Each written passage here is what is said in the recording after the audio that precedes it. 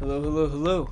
This is Keats Ross, Revelator with the Hallowed, host of the Magic podcast, and of course, Revelator Roz, the audiomancer, who is currently releasing his first debut album and 3 EPs, the first of which came out last month, the second of which, well, it's kind of what brings us here today.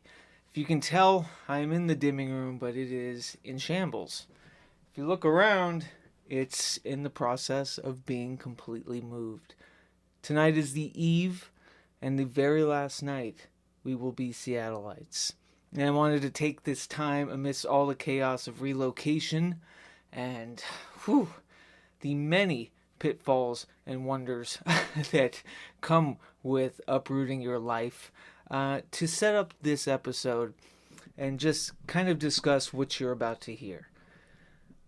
With all that said, I did want to make mention that we are raising some extra funds for the move. We unfortunately had to pay rent on 2 different places this month, and I am hoping to get a sort of beater jalopy vehicle to continue my work across state lines. So if you have any inclination to donate any moolah towards our cause and relocation, you can go to spotfund.com/relocation costs. I'll also put a link in the description. All that said, let's talk about what you're about to hear. The first part of this episode is from a Patreon stream I did earlier this month, which you can be a member of at patreon.com/pragmagic. But it's of me watching astrologer S.J. Anderson's Eclipse Energies video he put out last month. You will also find his video and the links he talks about in his video, of which I am reacting to, in the description. And do me a solid and go subscribe to him and give him some love, because without his video, of which you'll see me reacting to, I wouldn't have an arithmetic, really, for the profundity of wonder that my own eclipse rituals, the past, since 2017, and more currently in the past couple of years through my Hauntomancy work, I wouldn't really have that cosmic dimension of arithmetic.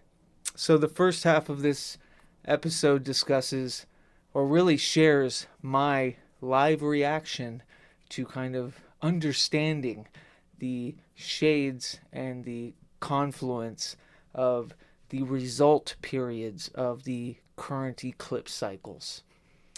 After a small musical interlude, which will most likely be of Dim the Sun, the new Revelator Roz single from the forthcoming Algol-2 EP that was supposed to be released this week, but I discuss in the video right after, was not really meant to be, considering all of the insanity abound and, overextending myself and discussing the actual eclipse energies that are overshadowing 2 of which are coming together right now.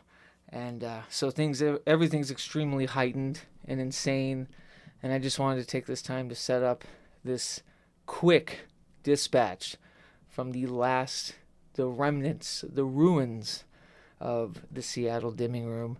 Next time you see me in the new dimming room. And tonight we'll be closing a circle. I'll post it on Patreon. A communion with Little Wind and the spirits abound here in this dimming room.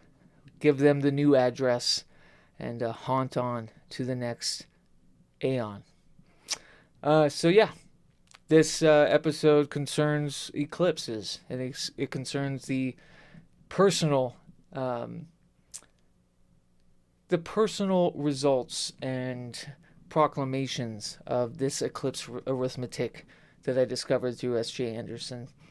And it also discusses, why maybe you're not getting Algol-2 as planned, and what that all means, and how heavy this current stasis has been. With that said, I'm going to hopefully come home a truck richer tonight. And if so, that means that I'd be incredibly skint moving forward if you find it in your heart to help us afford this little budgetary concern through the move. spotfund.com/relocation costs. And as always, please subscribe, share, do all that sort of stuff. I'm terrible at asking not only for donations, but also, for the follows and blah, blah, blah, and all of that. Because I assume you're all adults. I don't need to remind you. If you like it, you'll like it. You'll put forth the effort to say you do. And with that, I'm extremely thankful and so happy at the Patreon community we've built. Hell, everything that's been dispatched from this very room the past 5 or so years has been incredibly potent and powerful. And not only do I have 2 more EPs of brand new music that will be out within the next few weeks or month or so, I will also have the introduction to Hauntomancy solidified and celebrated with that as well. All of which wouldn't have been possible without this very dimming room and without folks like you listening. All that said, enjoy the episode. First a reaction stream, a hypercut of a reaction stream, and then an X, Hex, and Vex about all the goings on right now. And I'll see you on the other side with that haunt on.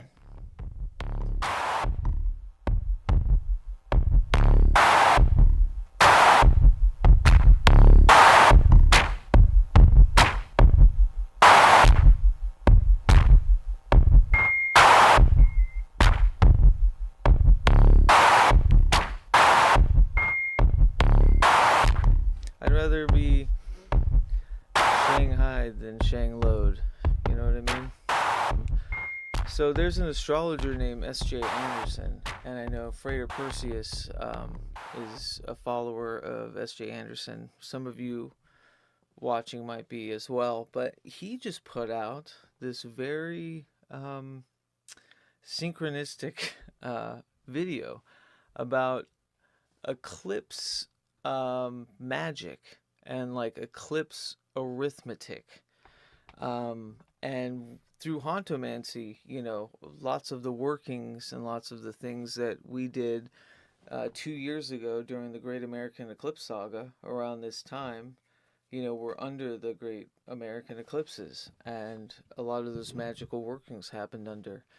And I wanted to watch it again. I was thinking we could do it here on stream because he mentions using someone's arithmetic and actually seeing when the effects of those eclipses actually take place and like however long. But he mentions specifically some of the eclipses and when they should be, those workings should be hitting. And I was like, oh shit, I need to, because as I'm doing the Hauntomancy writings, or I'm still working on the Spectrivium, the primer, like this is going to be great information to see kind of the thoroughfare of these eclipses. Just kick it off here. I want to start by saying I get this technique from a particular teacher of mine, Ben Dykes, Dr. Ben Dykes. A lot of you may know Dr. Dykes. He's got a press called Kazemi Press where he translates a bunch of texts from the ancient world. His translation of Dorotheus of Sidon is one of my favorites. It's a mainstay in my library. I learned a lot from Dorotheus in terms of how I practice on a number of levels. So that book is amazing. You can get it, I think, probably just type in Ben Dykes Kazemi Press, but this video is about a technique he taught, and he's written a couple of books called The Astrology of the World, or about the astrology of the world, or mundane astrology, particularly in that Islamic tradition where they were so key in developing techniques around mundane astrology. These techniques about the Ptolemaic eclipse timing techniques come from that book, I believe, of Dr. Dykes, but I got this from a lecture that he gave at UAC, the United Astrology Conference in 2018. To summarize the technique, very high level, it's like an algorithm. You have a moment of an eclipse, you go to where the eclipse is visible, and then you plug it into an algorithm, and it spits out a range of dates that tell you when the peak effects will arrive. In the ancient world, and according to Ptolemy, solar eclipses you measure in years, lunar eclipses you measure in months in terms of their effects. So most often with visible solar eclipses, it's like 2 years later when the effects arrive. So it can be short. So that's interesting. It's around 2 years later, he says, and it would have been 2 years ago, the Great American Eclipse saga, when we did all that. So a lot of what's happening now is working within that arithmetic. A front and center story, I think, in a larger collective. And it certainly became majorly politicized in the 2024 election. This was a huge part of the discourse. Like, why won't the Democrats release the list? And the Republicans and the Trump campaign ran on, hey, You know, we're going to really... I care. I get what I love that he's doing this, and he does more of the blanket, not blanket, but generalized. The eclipse reverberations affecting us in a greater context, but I'm not necessarily interested in that, right? So what I'm trying to find is, yeah, so it looks like he's chaptered it. Okay, so if you don't mind, I mean, unless folks watching want to keep listening about or retreading the fucking political bullshit that we're always embroiled in, but marking it, I am stoked he's done that, and I think that's really cool he has done that, but it's not something I'm particularly interested in. So I'm going to move ahead here. Learn this, okay? The only other thing I'm going to say is that there's 3 eclipses we're going to look at. The Great American Eclipse 2017, August. We're going to look at the October 2023 solar eclipse in Libra, and then we'll finally examine the 2024 April solar eclipse in Aries. Okay, so I have proof and documentation for each one of these eclipses that he's talking about. From the 2017 American eclipse, what I call the Night Thief ritual. I've written about it on Hauntomancy, or on Haunt Manual, and on We the Hollowed. The October 2023 eclipse, where I was in New Mexico and actually did a big tarot reading, and I could even bring that up too. And then he says the April 8th, 2024, which was the first day I did a ritual bath and cleansing under that eclipse, and it was also the first day of my most recent job I had, which I have left a couple of months ago, which I documented as well and put in that recent Pragmagic episode. So, great. I have documentation and proof for each one of these eclipses. So, yeah, we'll keep going. All 3 of these eclipses visible right through America, and that's a predicate trigger for this technique. Is it visible there? Now run the Ptolemaic algorithm, and now you get the timing of when the effects will arrive. You go to the Great American Eclipse in 2017, 21st August 2017. I'm using this method. The range of a peak period for these effects to arrive is 18 March 2019 to 14 October 2019. So trying to get used to how he's listed this out. So let's see. Those are the dates we're interested in. Of a peak period for these effects to arrive is 18 March 2019 to 14 October 2019. So those are the dates we're interested in, the big events that happen, to try to say, okay, that rhythm. There's a very famous case, and I'll say this here. Robert Zoller, who was one of the 3 Roberts that was a part of the translation project that was Project Hindsight, where they were translating Greek and Arabic and Latin texts into English. Robert Zoller famously used some variant of this technique. It's unclear exactly how he calculated it because he didn't show these in early 2000s, but he famously predicted 9/11 using this technique, and then he was visited by authorities because of it. Actually, that's how hot this technique can be, is that when you start, technique was part of. So of course, adapting this within the paradigm of Hauntomancy, within the kind of hauntology of the self, right? Is going to be super interesting because luckily I have, through the Hauntomantic praxis, documentation. I have journalistic,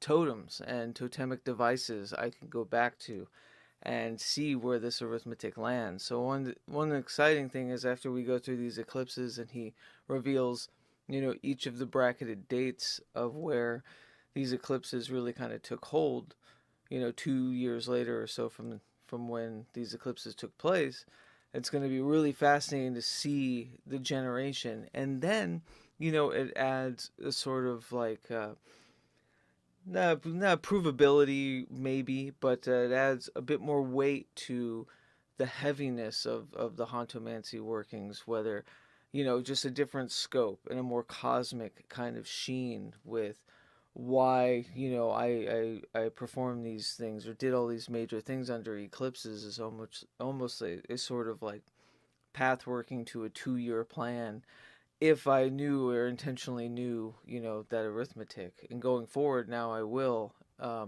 depending on what this relays. So yeah, it's stuff. And very synchronistic that he's talking about this and this came up, especially for me and what I'm writing and going through right now. So it's magnanimous, and I'm glad we're doing this.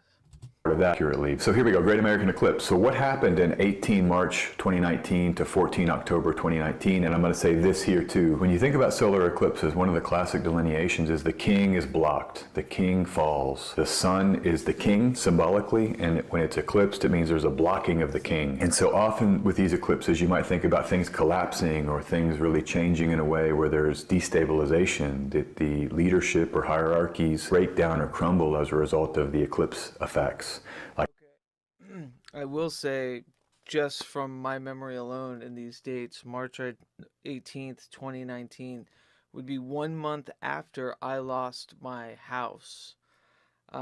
It was, I was living in this place in Portland for a long time, and after a breakup that happened right after the August eclipse, I had numerous roommates, and but it was like we couldn't afford it anymore because they raised the rent on this place, and I had this place for a few years. So it's a month after I lost the Hague house, and then 10/14/29 is I think our first. We left in September, and we were doing a road trip down to Denver, and that's where we moved to. So super interesting. These are major events in my life, especially during that time, and they happened around that arithmetic of the working I did on August 21st of 2017. Spooky. eclipse time. Let's continue because I want to come to the October 2023 eclipse, which was on 14 October 2023.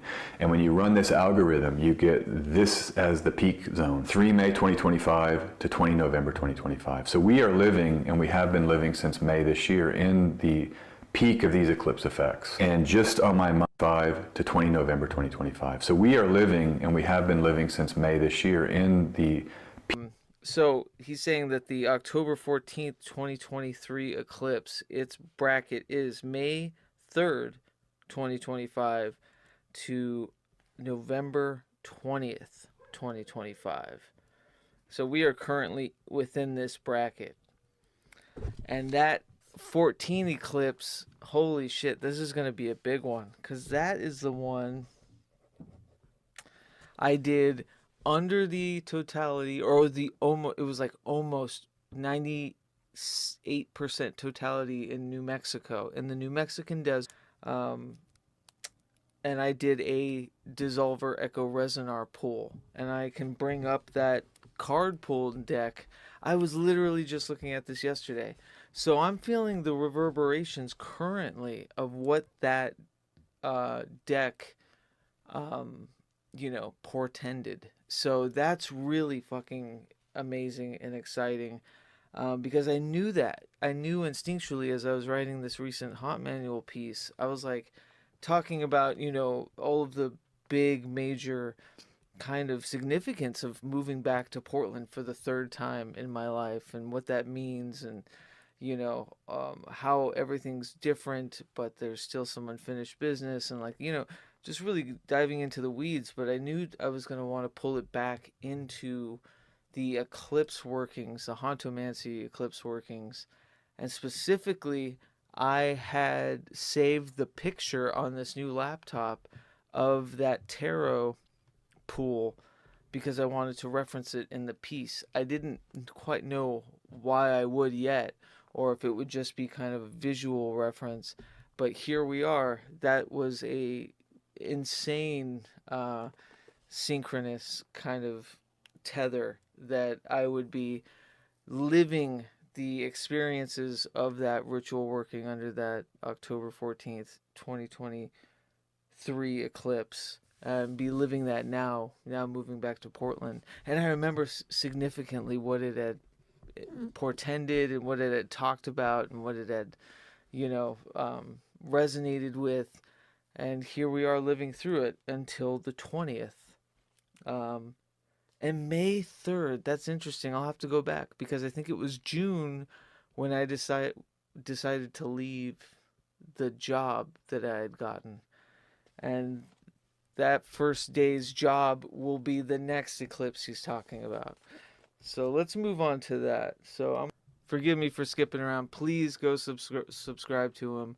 Watch the full video if you're interested in the reverberations of the great American fabric of which we are all suffering under always. I'm just being a bit selfish. Facts. Let's shift. This is the final eclipse I'm examining in this video. It's the April 8th, 2024 visible eclipse. It ran through the Northeast and then down through Texas. I don't think the path necessarily defines where the events will happen. The assassination of Franz Ferdinand in Sarajevo was not in the eclipse path Sarajevo in the 1912 eclipse. It was a little bit off of it, but still ran through Europe, and many of the nations in that eclipse path were directly impacted by that assassination. The Charlie Kirk assassination in Utah wasn't in the exact eclipse path, but it was darn close. The 9/11 eclipse from 1999, that did not go through New York, but it got really close off the East Coast. So just keep that in mind. I mean, this is Northeast down through Texas, and it may not be that it's exactly on the path, but it could be. So also interesting that the totality that I was under for the 21st and for the 14th are both having to do with Portland, either leaving or returning to Portland. It's trippy. Somehow. And it was in that pathway in both. Near it, or maybe more about the northeastern United States or the eastern or southeastern United States. But okay, here, when you plug in the Ptolemaic formula, these are the dates. 6 October 2025 to 4 April. All right. 6 October, so October 6, 2025. So April 4th, 2026. All right. So that's crazy going through this one too. This is magnanimous. 2026. So that's why I'm making this video now, is that this second eclipse has a peak that starts on 6 October and ends in April. But if you've been paying attention, this is the most interesting thing about all this, is that we have two visible eclipses in America. Each one has a range of a peak, but then they have a shared range as well. So we get a doubling up here, 6 October 2025 until 20 November 2025, of two visible eclipses, like a pincer, right focused on America and these ideas of eclipse upheaval. That's incredible. And it was in October, the October eclipse in 2023, of which I did the DER ritual. And then the April 8th was also part of the feast days when I met Little Wind. That is trippy as all hell. And both of those are overlapping and communing to, me personally going through this magnanimous transformation, having jumped into freelancing, and now I'm going to be moving to Portland and restarting a life, basically. Really, actually, an evolution, not a regression, but a big momentous change, in a good way, in a generative way. So that's pretty epic. There's a lot of writing and a lot of investigation to do. Okay, so let's... Right in this zone. So that's the most important takeaway from this video, and that's why I made it, is pay attention. Those of you that are out there interested in mundane astrology, this is a hot period, the next 6 weeks, 7 weeks. And let's just see what happens. I try to hold reality loosely. I try to hold the seriousness of life loosely and try to have a levity and a kind of divine elegance to it, the beauty of the divine unfoldment of life. I try to keep that in mind and hold that in mind as we watch terrible things in the news, as we watch shocking things, as we see hysteria, collective hysteria around events. So yeah, please subscribe to him. I wanted to do something real quick. Eclipse Ellipses. There it is. Dirt Hot Ranch. That is the 1014. Yep, there it is. 10/14/2023. That's the exact eclipse right there. That's a Polaroid of it. That is it. That is the Polaroid taken by Logan while we were doing the ritual. Oh, yeah. But that's the eclipse right there. That's crazy. And so he's saying right now we are feeling that. We are feeling this eclipse, as well as the 8/8/24. And so I do have, so well, there's us under that eclipse. And then here is my DER pull of that ritual. And so I am feeling what this DER pull was right now. Here it is, 4/8/24. That's the other eclipse. I've got to bookmark this somehow. And that is the eclipse. I did another eclipse DER tarot spread, so now I've got to mix these. What to dissolve and make opaque is the Page of Cups. Dim the want to start a million new things. Strengthen what you already have. Echo, what to punch forth and repeat. Page of Wands, punch forth the intuitive feelings of creative success when it comes to service and community. Resolver, what resounds and haunts on. The Ten of Cups, resolve towards the appreciation and humility of any fortunes. Revelator, the subject of the DER sequence was the world. Place myself within the position of serving a community and ritual. So interesting. So I do talk about that pull. Man, this is like, it's going to drive me mad because like there's so many dates and numbers that kind of, touch on each other and come back up. Because even in this, I'm talking about the April 8th, 2024 eclipse and the tarot pull I did there with the liminal bath the day I started that new job. Even in this, I'm talking about the eclipse on August 21st, 2017.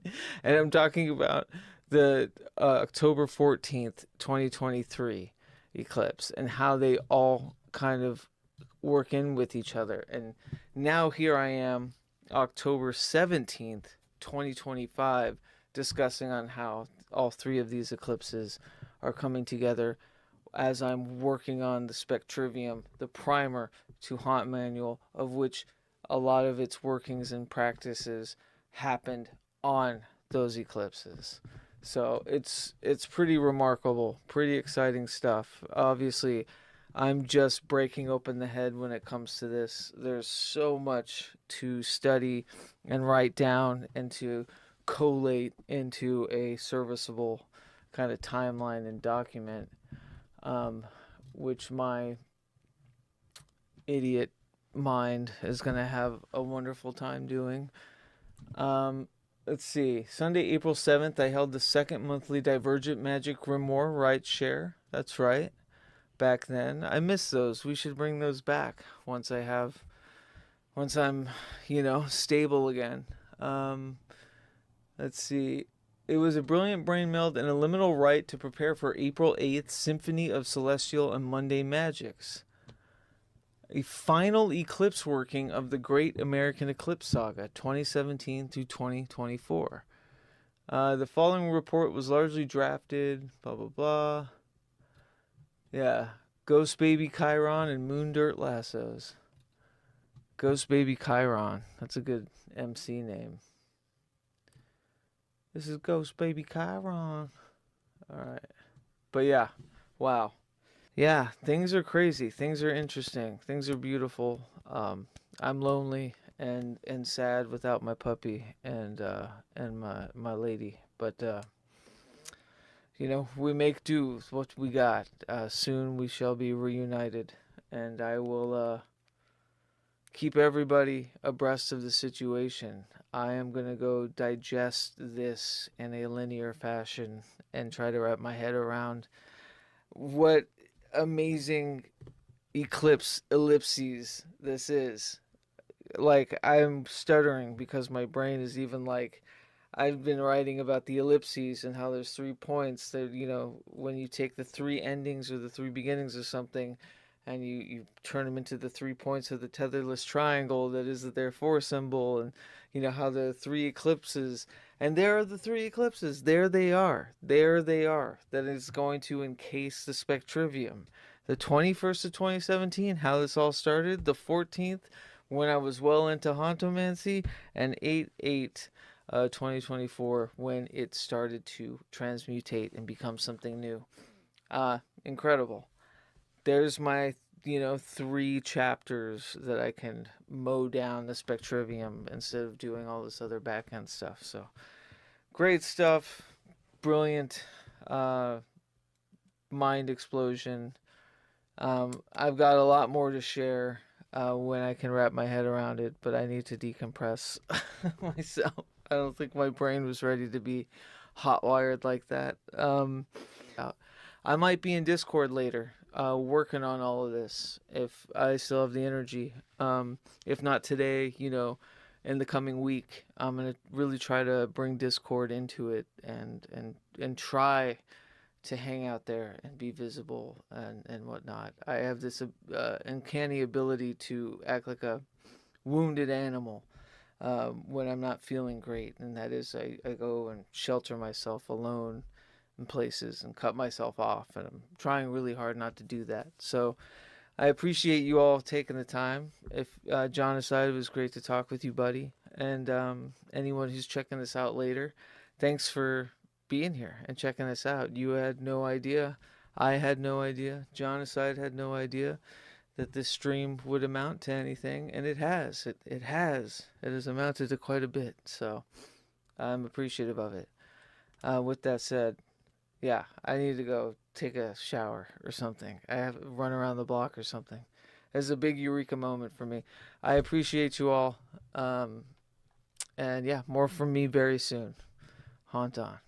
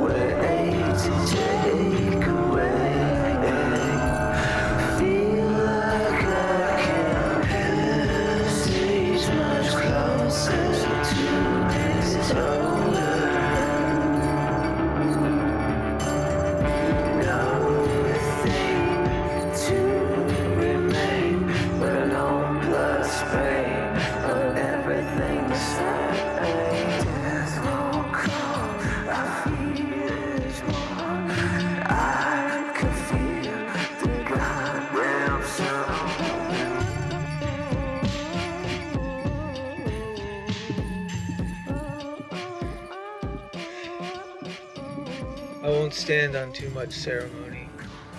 I lit up the runes of what is the now dilapidated dimming room of Seattle to kind of discuss a recent failure of mine.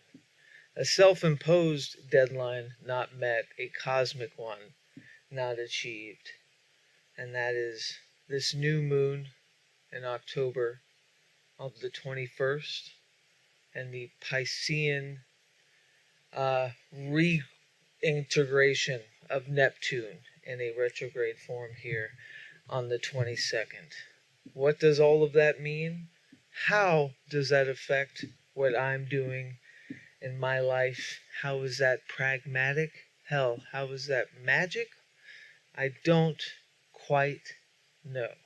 I'm not even entirely sure if these self-imposed deadlines I've been putting on myself to achieve some sort of birth and excite a new rhythmic scope of projects according to cosmic transit has even been bountiful, has even achieved anything.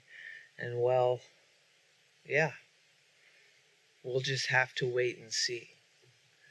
It's come to my attention recently that the eclipse workings I've done since the August 21st, 2017 eclipse, all the way back then, that I blame that has set me on this path, really didn't start taking form until 2 years later, about when, in March of 2019, I had left Portland.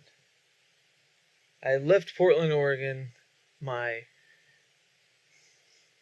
don't know, I guess the place that I've lived the longest in my life.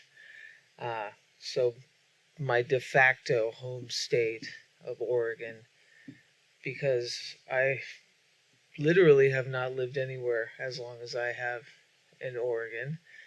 Anyway, that Oregon eclipse in 2017, 2 years later, according to some wild arithmetic that S.J. Anderson helped illuminate, that I'm still in the process of digesting and investigating, didn't really come into effect. That mad dash night thief ritual under that totality in the wilds of the Oregon forest on a 2-3 day sabbatical, I chose to slapdash and throw everything against the wall magically. And what occurred was really a tower card, kind of initiatory right into whatever this paradigm is. Really didn't start taking hold, according to this arithmetic, until about March of 2019.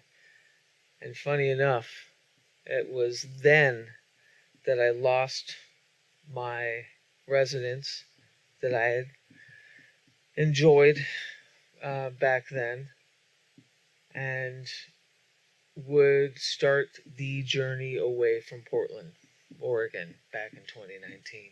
Just missing the pandemic. I spent the pandemic in Denver. That's a whole long other sordid tale. But we, my partner and I, have spent the last 6 years now globe-trotting and the transnational kind of variety of being state-driven from Colorado to here in Washington, and have largely spent our time here in Washington. Well, I have since worked on Hauntomancy. I can't do this.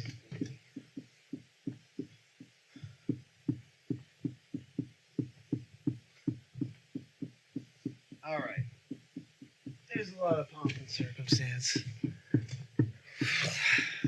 I'm getting up, I'm shutting things down.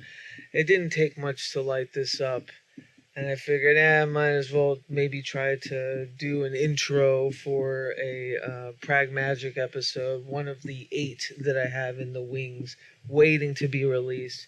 But like everything in my life at this moment is halted, is interrupted, and is at a standstill because I am moving back to Oregon. 6 years not living there, and here I am moving back for the 3rd time in my life. The only place I've ever moved back to, let alone the only place I'm probably ever going to move back to for the 3rd time. And with that, I've been releasing a lot of music as it correlates to Hauntomancy, my art and magic process that I've been writing about for the last 3 years now. There's 3, lots of 3s, on the Haunt Manual on my Substack. And with that, I've been doing a bunch of eclipse rituals over the years. Long story short, found out this arithmetic is fitting beautifully into these 2-year kind of testimonial cycles that I've documented of these magnificent and magnanimous changes that have been occurring in my life like clockwork, 2 years after each said eclipse ritual.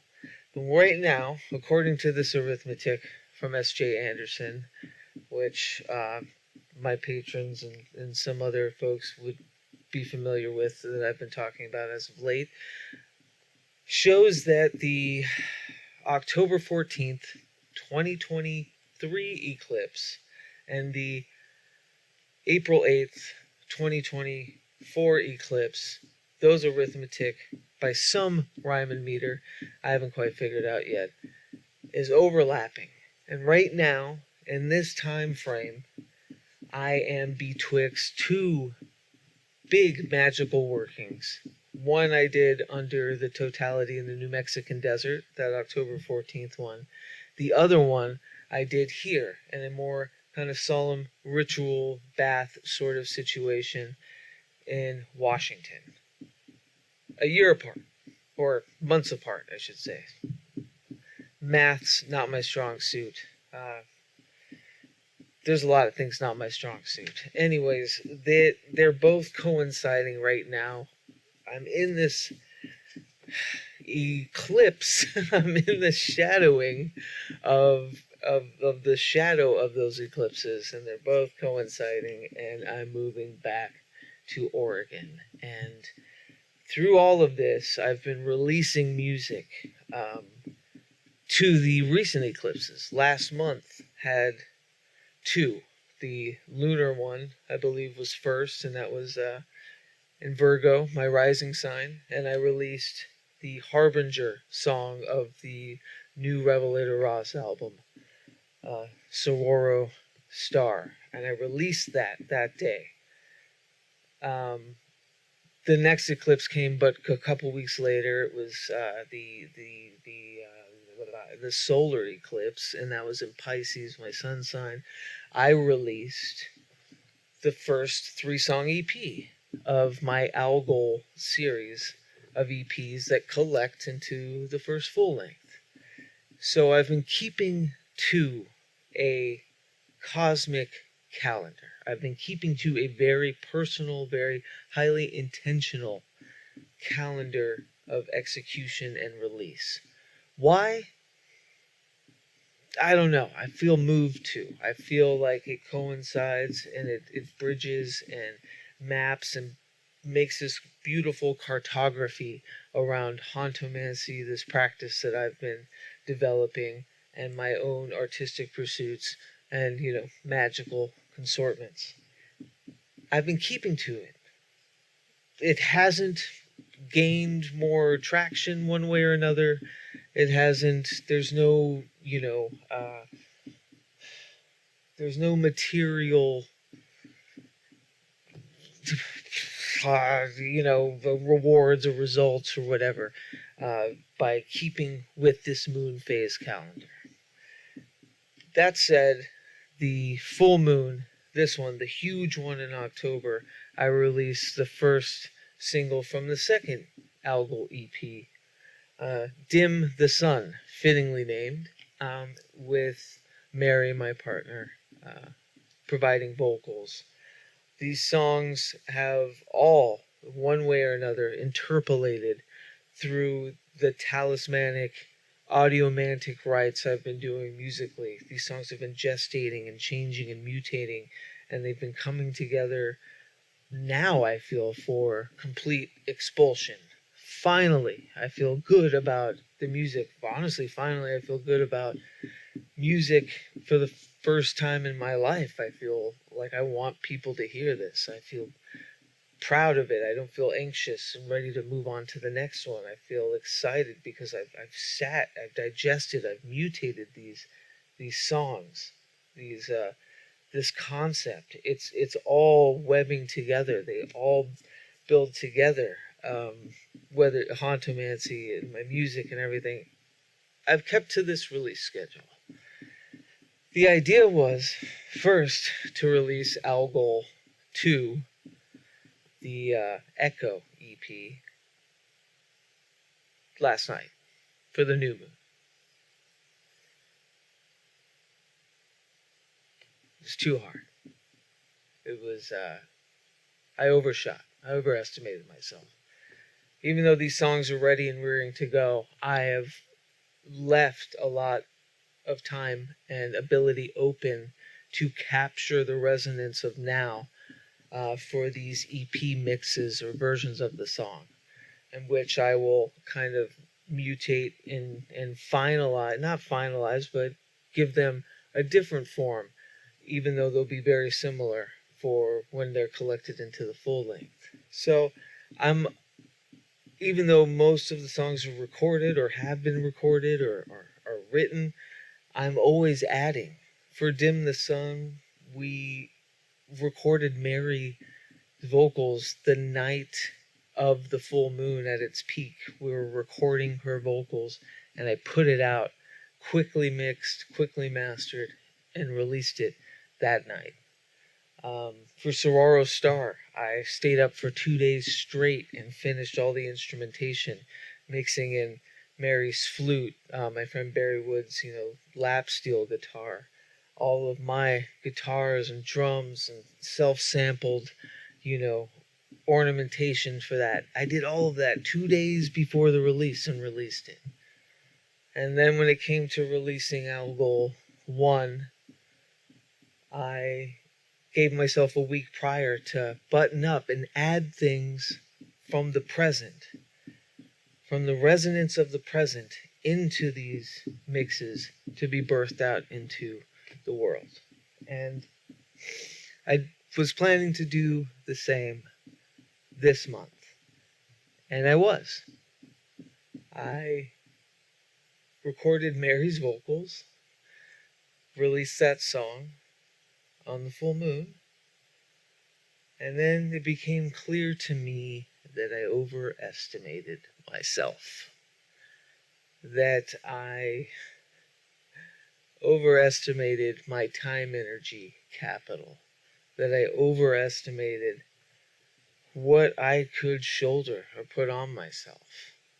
It'd be one thing if the songs were fully done and I was sitting on them, in which case that has happened before, but with this project it's different. I need this trifecta of the songs to be, containing tethers and elements of what they were initially from original recordings.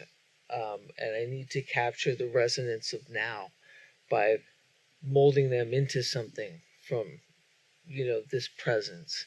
And then that future interpolation, that'll be the mix or the rendition or the interpolation that's on the album after they're all collected. Anyways, I overestimated my time.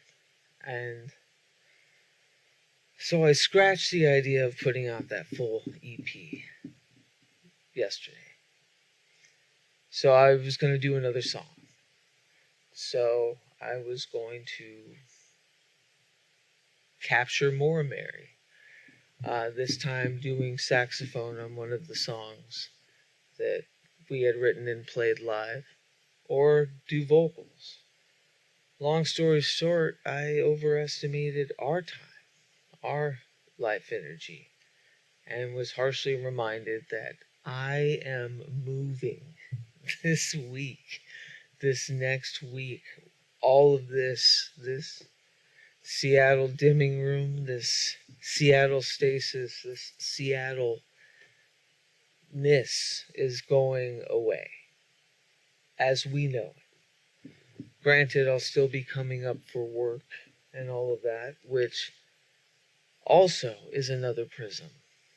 I've been working 60-hour plus weeks, and I'm very grateful to have that opportunity, but trying to do what I wanted to do in this cosmic calendar by only my adherence, by only my gruff and holding straight and hard to my own deadlines. No one gives a shit, right? I know that. I know not releasing or missing this self-imposed release date, no one cares. I understand that. But that's not the point. The point is I care. The point is, how can I expect anyone to care if I don't care as deeply of my music, of what I'm making, of my art? If I don't care. And good art takes time, you know? Utilizing things to cut corners and take out processes is almost entirely against my ethos as a creator. It's against the philosophy of which I adhere to, of customizing everything, of being enveloped in as many processes as you can, from the minutia, from the macro to the micro, like to get sweaty and bloody with as much as you're possible, or as much as it tunes to the vision, you know? And that's just too much right now. So I missed my deadline. I missed my first cosmic deadline. And I didn't get a song finished in a way that I feel as proud and as excited as I am about last month's releases, or even earlier this month's Dim the Sun song.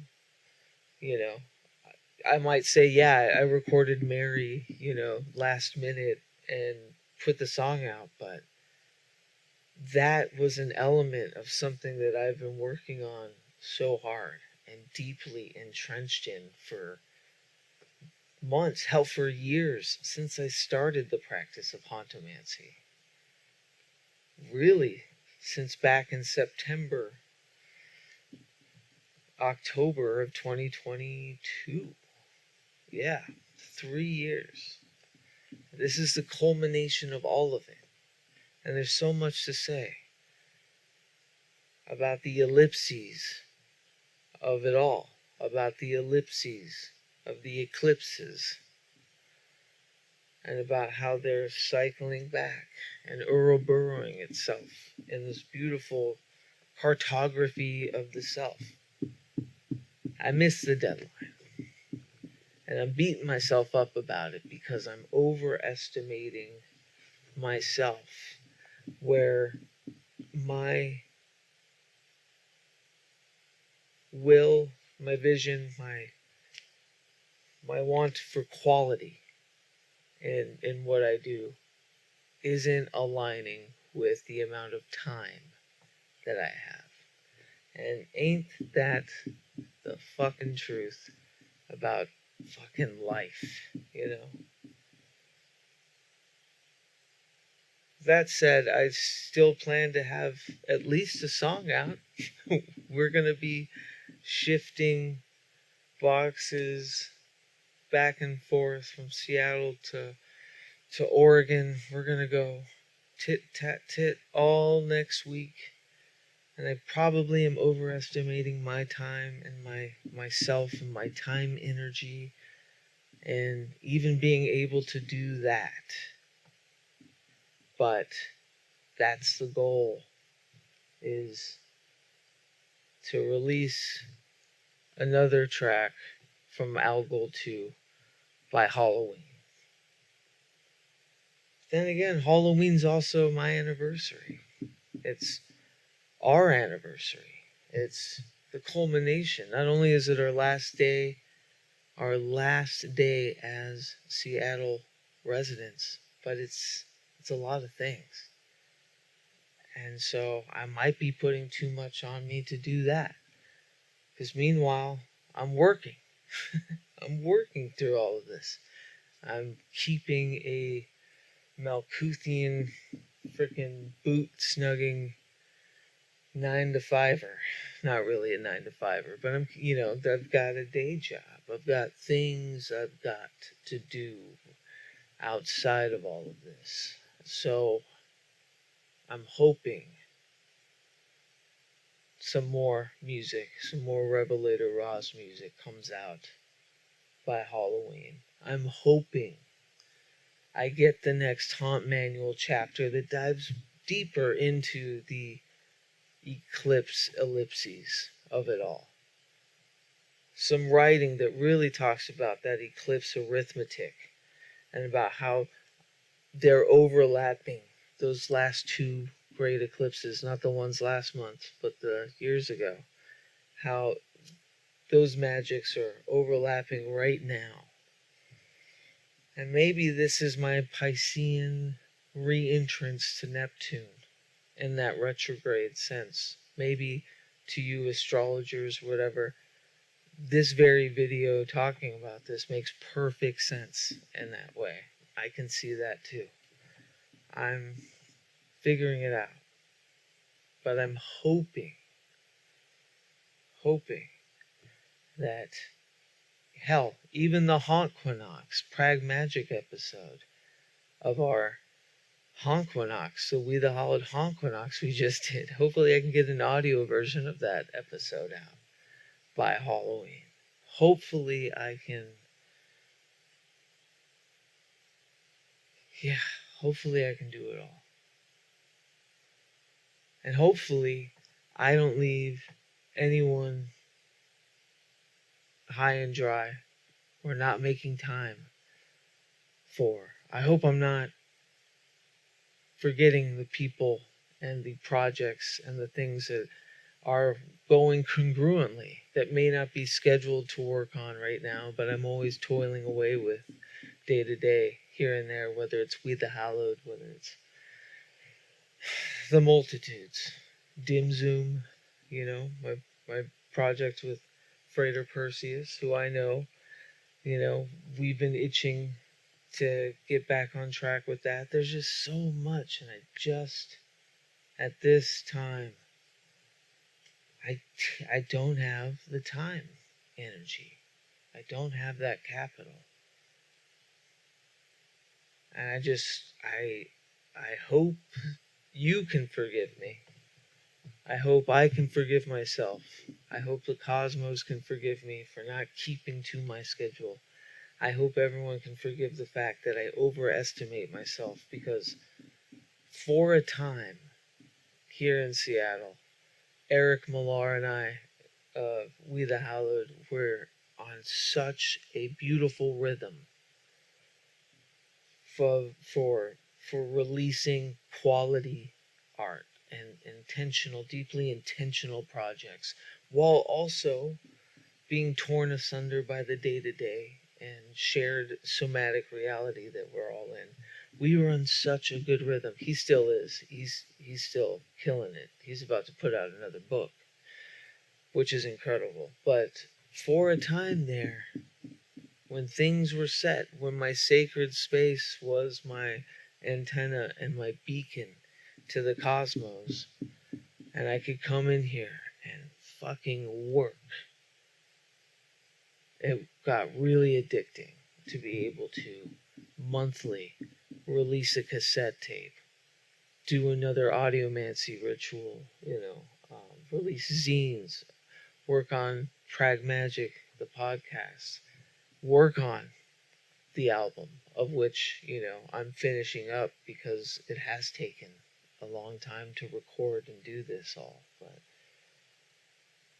I may be running out of my capital with that, and it's time to start a new era, a new aeon.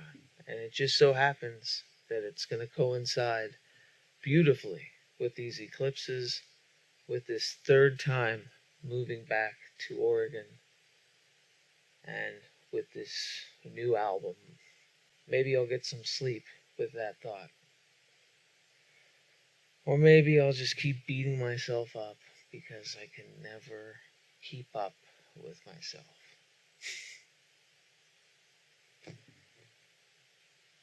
Who knows? Anyways, we might do a Discord movie tomorrow night, late in the night. So that's cool, I guess. I need to be social. I should be more social. I get shut in.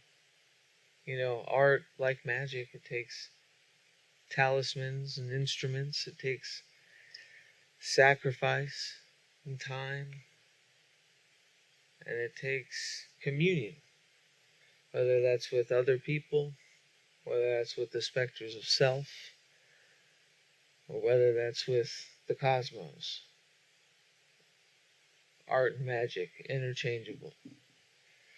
And I'm missing the communion part when it comes to other people. So, I should make time for that.